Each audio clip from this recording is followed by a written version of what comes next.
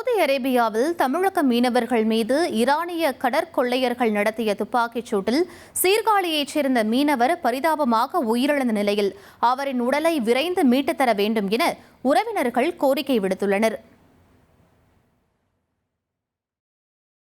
மயிலாடுதுறை மாவட்டம் சீர்காழி அருகே உள்ள தொடுவாய் கிராமத்தைச் சேர்ந்த மாவீரன் உட்பட 4 தமிழக மீனவர்கள் சவுதி அரேபியாவில் தங்கி மீன்பிடி தொழில் செய்து வந்தனர். இந்நிலையில் அவர்கள் கடலில் மீன்பிடித்துக் கொண்டிருந்தபோது அங்கு வந்த ஈரானிய கடற்கொள்ளையர்கள் படகில் கொள்ளையடிக்க முயன்றுள்ளனர். அப்போது மீனவர்கள் கொள்ளையை தடுக்க முயன்றதால் ஆத்திரமடைந்த கடற்கொள்ளையர்கள் நடத்திய துப்பாக்கிச் சூட்டில் மாவீரன் சம்பவ இடத்திலேயே உயிரிழந்தார்.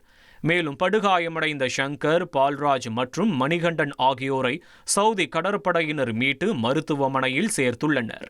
3 மாதங்களுக்கு முன்புதான் விடுமுறை முடிந்து பணிக்கு சென்ற மாவீரன் கடற்கொள்ளையர்கள் தாக்குதலில் உயிரிழந்த நிலையில் அவருடைய திடீர் மறைவு தொடுவாய் கிராமத்தையே சோகத்தில் ஆழ்த்தியுள்ளது.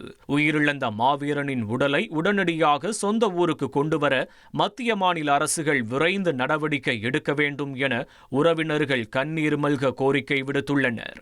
சீக்கிரம் வர வைங்க ஊருக்கு, எங்களுக்கு நடவடிக்கை எடுத்து கொடுங்க, சுட்டவங்களை விடாதீங்க, யாருக்கு இந்த மாதிரி ஆகக்கூடாது, யாருக்கு இந்த மாதிரி ஆகாம பாத்துக்கங்க. என் குடும்பம் அடுத்ததுக்கு வந்துச்சு, என் பிள்ளைய நல்லா அனாதையா கிடைக்கிறோம், என் வீட்டுக்கார சீக்கிரம் அனுப்பி வச்சுடுங்க, சீக்கிரம் நடவடிக்கை எடுங்க.